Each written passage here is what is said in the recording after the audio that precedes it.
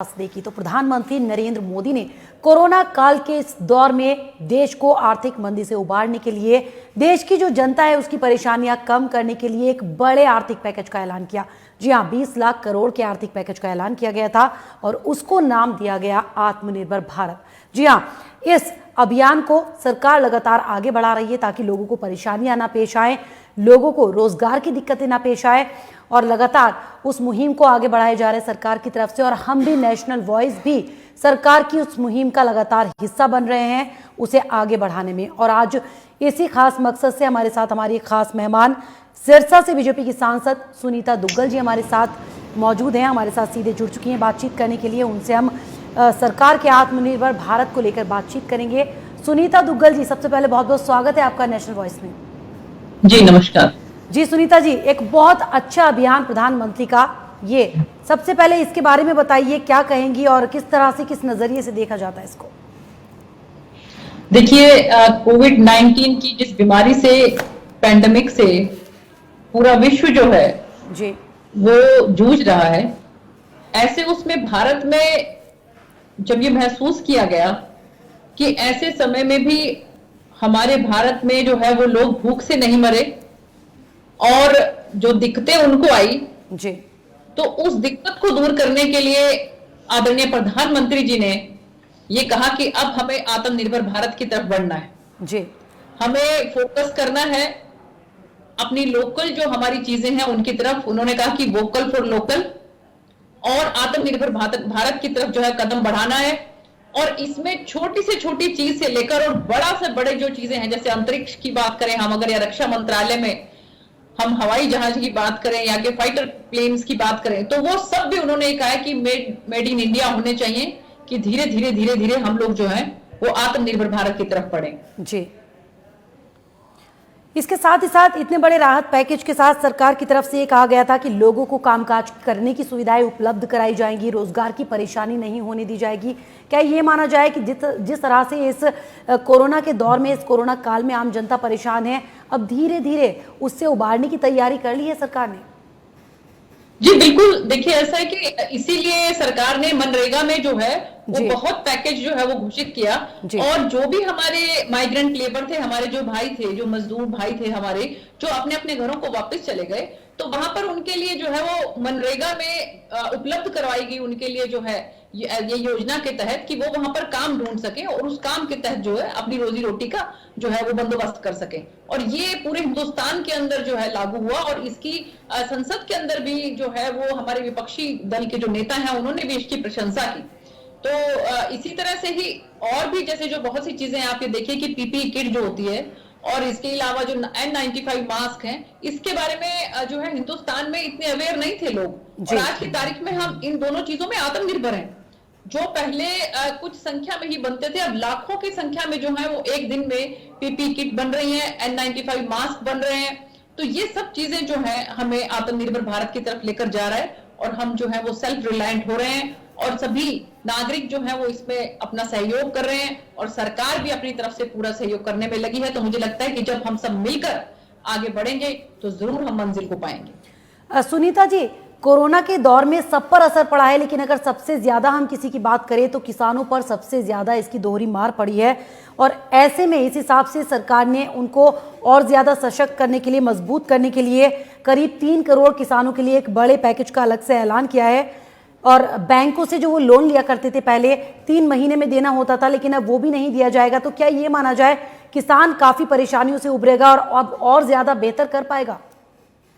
जी बिल्कुल। देखिए, ऐसा है कि सरकार की ये योजना है, माननीय प्रधानमंत्री जी ने स्पष्ट रूप से ये बात कहा था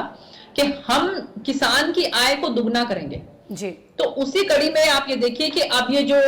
बिल भी लाए गए हैं, तो उसमें आप ये देखिए कि अभी से पहले रबी और खरीफ दोनों की जो है वो एमएसपी निर्धारित कर दी जी, ताकि किसी गलतफहमी में हमारा किसान भाई ना रहे कि एमएसपी जो है वो आगे नहीं रहेगी। एपीएमसी में कहीं कोई दिक्कत नहीं है, मंडियां बिल्कुल वैसे ही रहेंगी, एमएसपी बिल्कुल वैसे रहेंगी।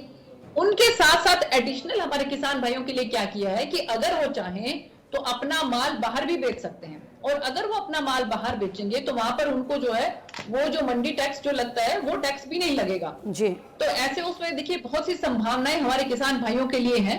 और मुझे पूरी उम्मीद है कि इससे जो है हमारे किसान भाई जो है उनके लिए एक अलग रास्ता बनेगा, इख्तियार करेंगे, और वो भी जो है वो देश की इकोनॉमी में बढ़ चढ़कर हिस्सा लेंगे। पहले ही हमारा भारत जो है वो कृषि प्रधान देश है, और यहाँ पर जो है वो हमारी कृषि का बहुत बड़ा योगदान हमारी इकोनॉमी में रहता है। लेकिन इसके बाद तो मुझे लगता है कि और भी ज्यादा तेजी जो है हमारे किसान भाइयों की आमदनी में आएगी, और वो लोग बढ़ चढ़कर जो है और भी बढ़ चढ़कर हमारी भारत की इकोनॉमी में हिस्सा लेंगे। जी सुनीता जी, बिल्कुल सही कहा आपने कि कृषि पर निर्भर है हमारा देश, और सरकार उनके लिए बहुत सी योजनाएं चला रही है, बहुत सी घोषणाएं कर रही है। लेकिन हाल ही में जिस तरह से किसान बिल पास हुआ है संसद में, उसको लेकर तमाम किसान अपनी नाराजगी जता रहे हैं और विरोध भी कर रहे हैं। जरा उसके बारे में विस्तार से बताइए, ये समझाइए कि किसानों को इससे नुकसान नहीं होगा बल्कि फायदा होगा।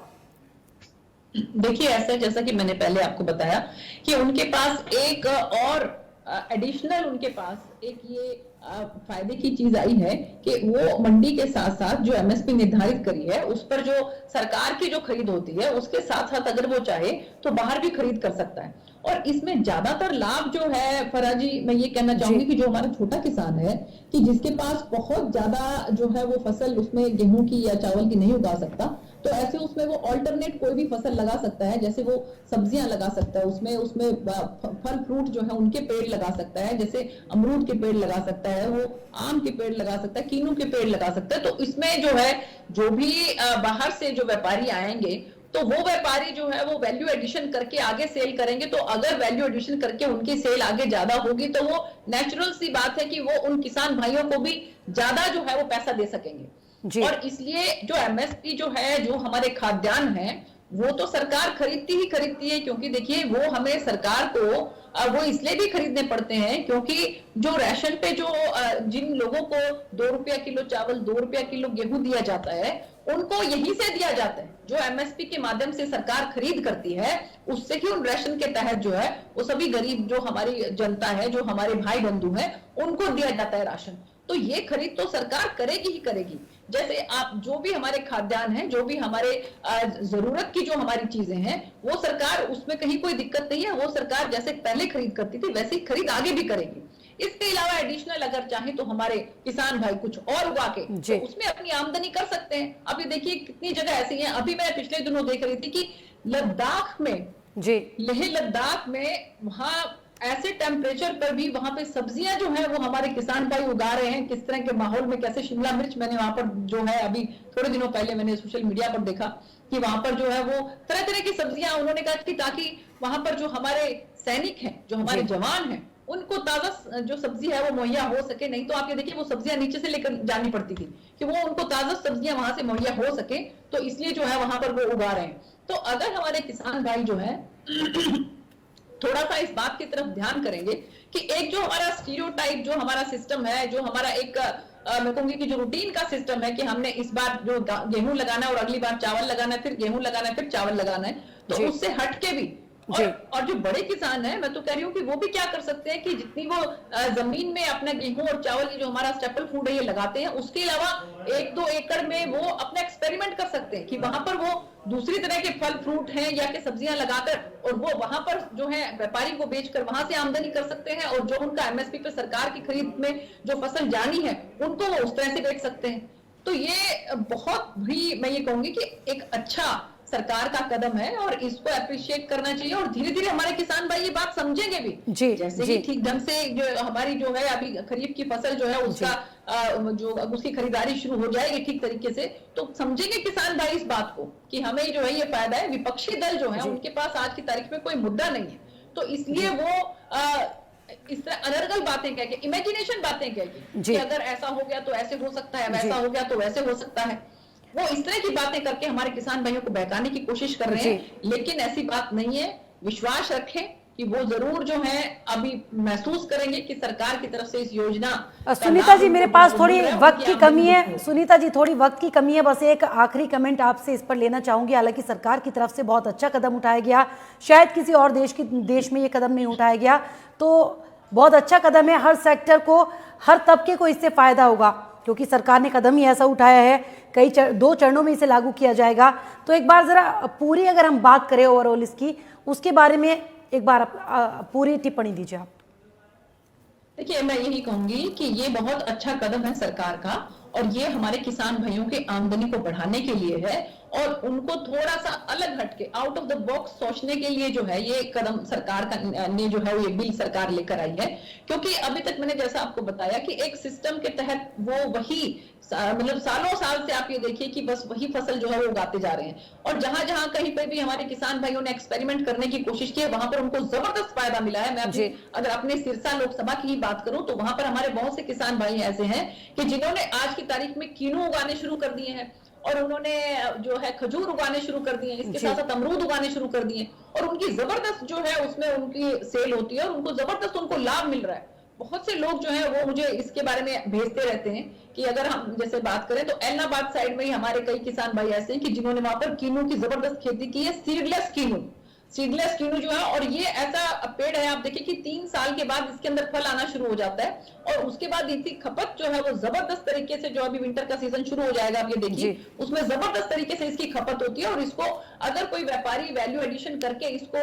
जो पैक करके और उसके बाद इसके जूस को अगर वो सेल करेगा तो वो नेचुरल बात है कि वो हमारे किसान भाई को भी इसका दुगना तिगना लाभ जो है वो देगा, वो फसल को उठाएगा, वो उसी हिसाब से जो है उसको पैसा भी देगा। तो मैं ये कहती हूँ कि ये किसान भाई एक बार इसको जो है अपना के देखें। और दूसरी आखिरी बात मैं ये कहना चाहूंगी कि आदरणीय हमारे जो प्रधानमंत्री जी हैं उनकी सोच है कि किसान भाइयों की आय बढ़े, तो इसीलिए हमारे जो रक्षा मंत्री हैं आदरणीय श्री राजनाथ जी, उन्होंने स्पष्ट रूप से ये बात कहा है कि अगर साल में 6 महीने में हमें ये लगता है या हमारे किसान भाइयों को ये लगता है कि ये उनके फायदे का सौदा नहीं है, तो अभी तो 4 साल सरकार के पड़े हैं, संसद में फिर से भी ला सकता है ये, और उसमें और भी सुधार किए जा सकते हैं। तो उनको निराश होने की जरूरत नहीं है बिल्कुल भी, ये बिल उनके फायदे में है। अगर कहीं कोई दिक्कत आएगी तो उसमें फिर भी सुधार किया जा सकता है। सुनीता जी, चलिए वक्त की कमी है हमारे पास, फिलहाल हमसे बातचीत करने के लिए, हमसे जुड़ने के लिए आपका बहुत बहुत शुक्रिया।